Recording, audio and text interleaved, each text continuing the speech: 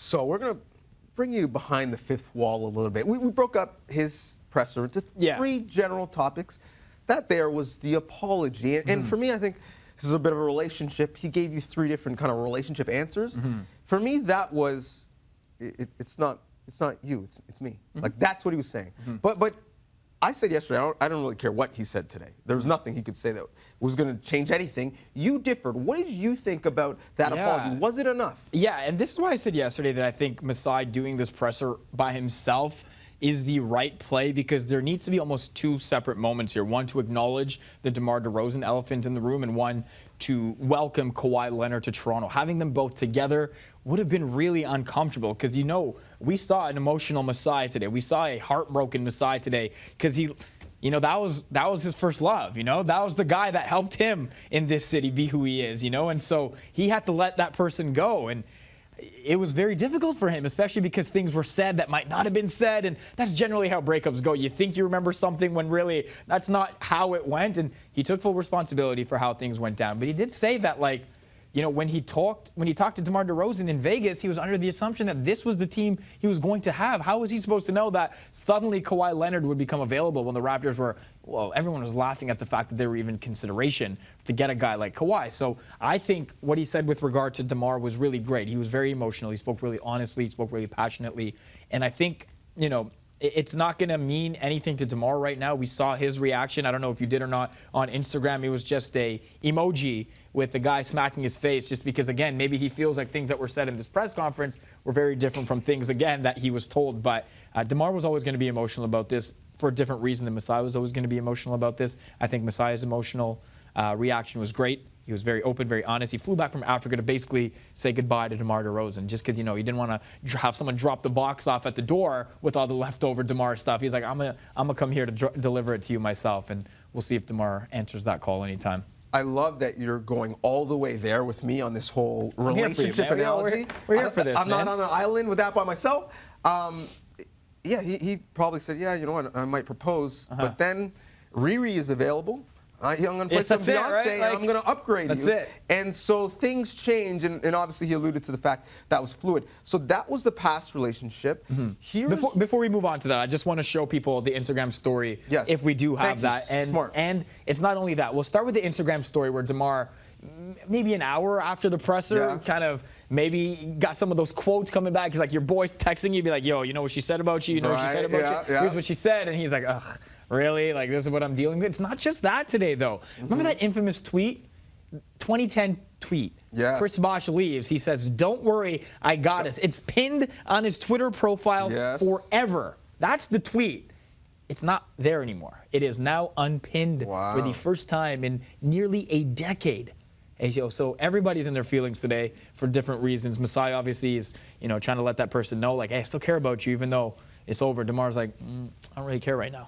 All right, that's the past. DeMar is not saying, Masai, do you love me? Are you riding? Because he knows the answer, unfortunately. All right, only one of us can sing on the show this week, and it's not going to be you. So that was already. I think we just found out why. Yeah, well, like this, we did. The voice, you're not turning your chair around? No. All right. Nah, we got a show to do. I'll be professional. The next relationship, the next ting, if you will, is Kawhi Leonard. Here's what Masai had to say about cultivating that relationship. I've had conversations with Kawhi, with his agent, with his uncle, and everything has gone well. I look forward to meeting with them face to face, and that's our responsibility. You know, is to figure it out and to make them as comfortable as possible. So, all right, give me the analogy. Break it down for me, please. So for me, this analogy is, don't ask permission. Beg for forgiveness.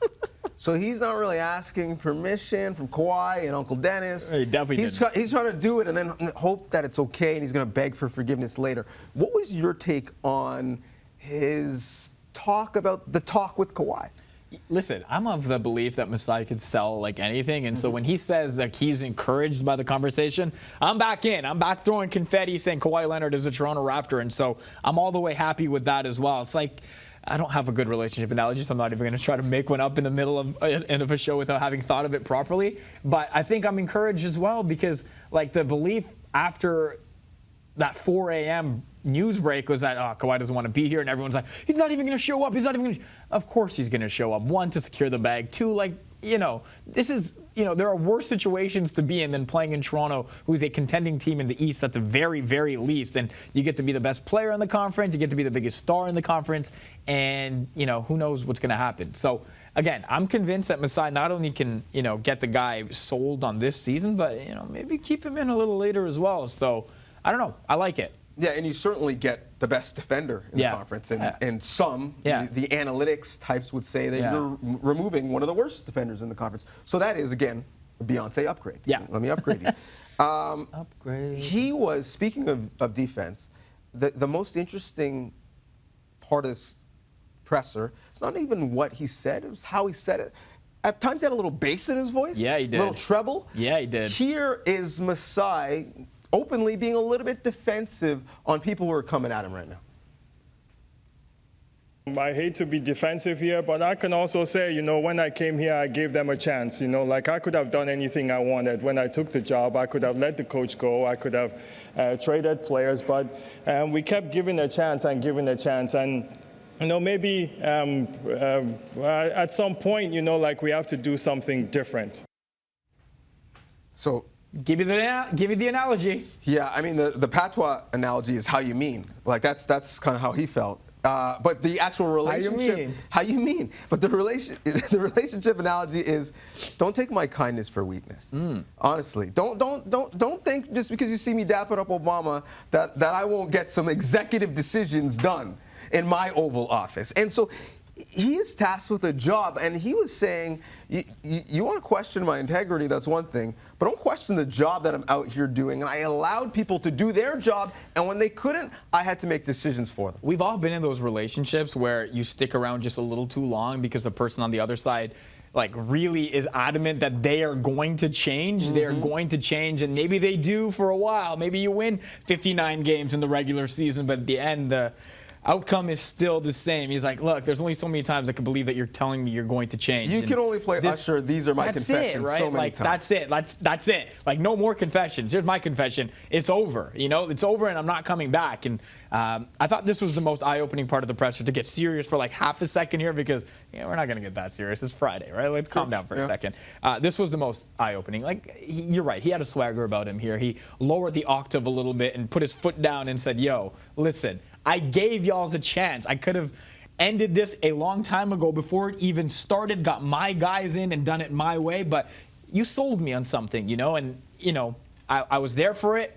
I'm not there for it anymore. And this is not to disparage Dwayne Casey or DeMar DeRozan. What they accomplished in Toronto, again, was pretty remarkable. This team was a laughingstock for 2 decades, right? So, but that's not them anymore. They're not trying to be respected. They're trying to be accomplished now, And so Masai's like, it's about accomplishments. It's about rings. It's about trophies now. So this gives us a better chance to do it, which I've been saying all week. And so I liked his defiance. I liked the different tones in the presser today over the half hour. I think he was very emotional when he had to be, very sensitive when he had to be, very, very bold when he had to be as well. And I appreciated that he flew from Kenya, got on a plane, put on a blazer, dropped 2 buttons and said, all right, we're doing this. He was sweating. He was a little jittery. Maybe the guy's tired.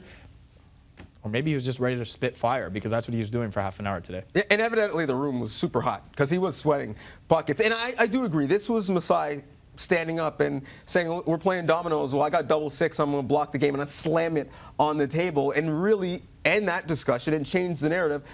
How do you think, because he's taking ownership now. Yeah. How do you think this impacts his legacy? Well, this is it. He's swinging, right? His legacy was that he built this team into a respectable franchise, right?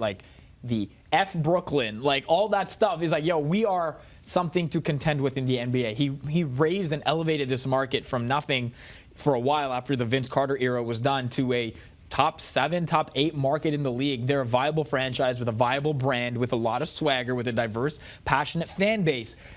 This is him saying they deserve something. And so, you know what, whether this works or not, and we can ask Doug Smith this a little later on, who knows this team maybe better than anybody ever, this is a move that's either going to make or break his tenure here in Toronto, I think at least, but I don't know how we could break it right now, because, you got your team to be better, which is the goal. Well, I think that's a big thing, and I think when we talk about his reputation, I think what bothered him was the reputation of the team that he put together. And if I'm going to use a hip-hop line, because that's all I do is make analogies that don't necessarily make a lot of sense, I think he was kind of saying, you know how the pagan chit-chat goes. I think he was saying, people were talking about my team disrespectfully, talking about the same old Raptors, regular season team, they're going to get swept through the playoffs. No. You're going to put some respect on my name.